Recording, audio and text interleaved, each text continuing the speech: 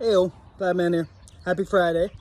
So today I kind of wanted to do a continuation of what I had done yesterday, a couple days ago, a couple weeks ago. It's all blurring together. What I wanted to talk about specifically, because I realized robots is an extremely expansive subject. So just saying, hey, we're going to just talk about robots and how it affects things in the future, blah, blah, blah, blah, blah. It's like, okay, cool. So I wanted to talk about something a little bit more fun, which was, or not, I mean, it really depends. It's fun to me, combining two things. One is Star Wars, especially episode 1, 2, and 3, which Clone Wars, kind of that whole thing, and robots. So talking about the subject of robots and then how basically this futuristic science fiction story did robots and how I think they totally messed it up and how it's just kind of not realistic and malarkey.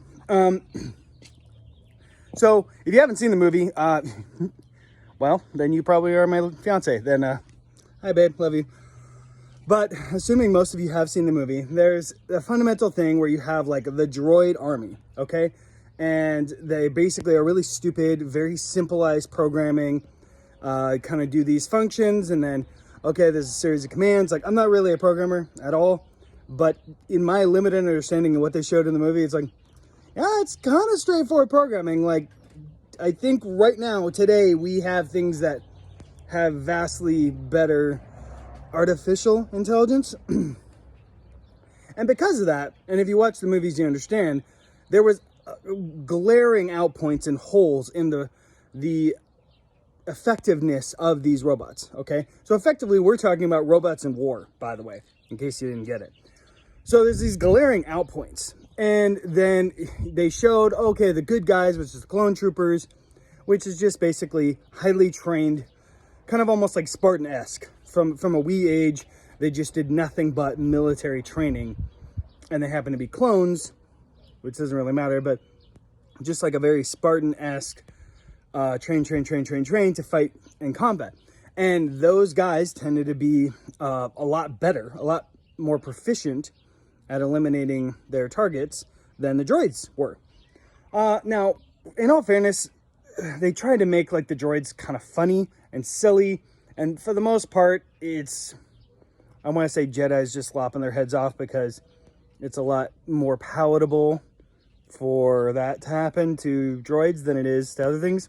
But to me, I feel like there was a fundamental issue that really they haven't gone into and is kind of barely being discussed in today's technology, which is, so on one hand, there's this push to make robots fully programmed to make AI, which I don't think is a good idea, frankly.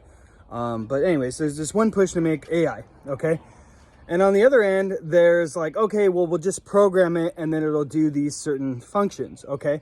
I mean, one could even say it, and this is overly simplifying, but your car, when you turn on your car, right, there is a certain program, especially the newer cars, where it's like, cool, you turn me on, they go through a list of things.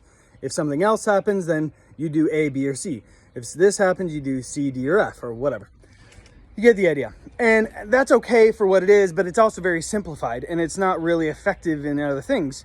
So what you're going to have and want in like a military scenario is a wider range. And there's been other attempts at this, like Chappie is a really good instance, where they kind of have that type of stuff. One thing that I think that I have yet to have seen in a film is instead of having robots that you do a certain amount of programming in and then just hope that nothing goes outside of that programming so they don't get confused. Instead of that, which if you haven't seen, I think it's called Meet the Mitchells on Netflix, highly suggest, hilarious family movie, just wonderful. And they explain that very clearly. I'm not going to give it away, but there's a flaw that gets found in robots and it gets exploited and it becomes very beneficial. And this is the problem when you have like a robot programming, is that you're inevitably going to have a flaw, and that flaw permeates throughout everyone. Whereas instead, if you have humans, one guy might have that flaw, right? Like maybe he can't hear very well on the left or something like that, but it won't necessarily be replicated or repeated throughout everybody. Okay, it's not necessarily going to be everybody with that similar flaw. And furthermore, humans have a tenacity and a tendency to, they have a lot of tenacity rather, and they have a tendency to learn from their mistakes. And we see it time and time again in movies and other things like that. So, whereas robots don't inherently learn, that is why they're not artificially intelligent. They do a thing and then that's what they do. So, to me, not that I really want to be giving suggestions on how to make robots better at killing people, but in a way, I think that the correct push towards and arguably a good solution for modern robotics and finding a way for people to still have jobs and yet using robotization so that we can do more complex and innovative things is kind of a mismatch in the sense of you have the robot, but you have a human on the other end controlling it. So a good instance, what the military is doing right now is drones. There we go, drones. So, or UAVs. So you basically have a guy who's sitting in like Arizona in a bunker, and he's controlling from a long ways away this plane. But he can see and do all the things that he would normally do if he was in the plane. But he doesn't have to actually be there, which saves on a bunch of things, and it's really, really beneficial. And it's not quite perfect because there is something to be said for literally being there. But I do think it's close. And I think that what's going to happen is once the military figures out how to have somebody control, and oh, you know what? There was one movie that did it. It was a Bruce Willis movie. It's like one of the last movies where he actually carried, where you could basically take over, like a human would take over like a robot body and could control it remotely. So I think that's where we need to go. And that's one thing I thought Star Wars, like it was a big swing and a miss. And for the time it was cool. But even now, other sci-fi stuff, I'm just like, guys, that's so silly. Like, no, you're not. Stop trying to do AI and stop trying to make that a thing because it's just a bad idea. And B, okay, well, just making like a robot army is just kind of stupid. They literally just go this way, point, we target things, and you have some program that identifies things that are not you as enemies and then shoot them. But it's just a lot more complex, and it's got too many darn flaws. Anyhow, so that's kind of like a weird issue that I had with Star Wars and in general and their robots. You just have this thing. And also, I've said this before, and I talked about it differently. Star Wars can't figure out shields. But also, if you're going to spend so much time and energy in this, like, why don't you have shields on your normal guys?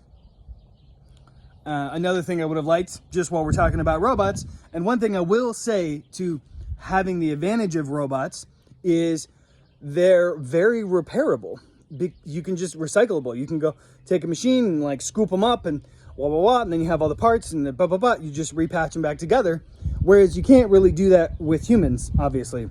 So for me, if I were, some evil person and wanted to make a big, army, what I would do is have a robot army, but have it be controlled by human beings, because you may not get the best of both worlds, but you get a really, really good middle. On the human side, you're getting all the human knowledge, wisdom, ability, and stuff like that, and intuitive behavior and learning from your mistakes in a quick, fast way. Whereas on the other end, you're getting, things that you can recycle for the most part, like a reusable army. You don't have to worry about food. You don't have to worry about all these other issues that you would have to deal with a normal army. And in all fairness, getting outside of military, I think that there's a lot of value in other practical things as well. Like, okay, what if you could drive your truck remotely? Like, you don't have to be in the truck. So you can be a truck driver. You still need to be licensed and all these things. But there is a way to remotely, from home, drive your truck. Not a bad idea. I know it's crazy. And you could, I know that there's been instances of like, we'll have the surgeon like in Fiji, and he's going to stop for a second to do the little surgery with robot arms. Like, all right, you get stuff like that. That's fine. But But I do think that before we just say, oh my God, robots are going to take away everything, I think it would be smart for us to be like, well, how can we lean into this and be smart about it and be competent at something that you as a human being, like, you should think about this. What can I do that robots will not ever be able to do? And then focus on that. What do I want to do? And what can I do that robots are not going to be able to do? And start working on that, because things are going to change. It's already changed a lot. I'm only 34 and it's changed oodles and oodles. So it's something to keep an eye out for as to where you think the world's going to go, what things you should be doing in the future. And yeah, be smart. All right, cool. Plaid Man out. Happy Friday. Enjoy your weekend. I'll talk to you on Monday. Maybe I'll do one on the weekend, but probably not. I'll probably just see you on Monday. All right, take care. Bye.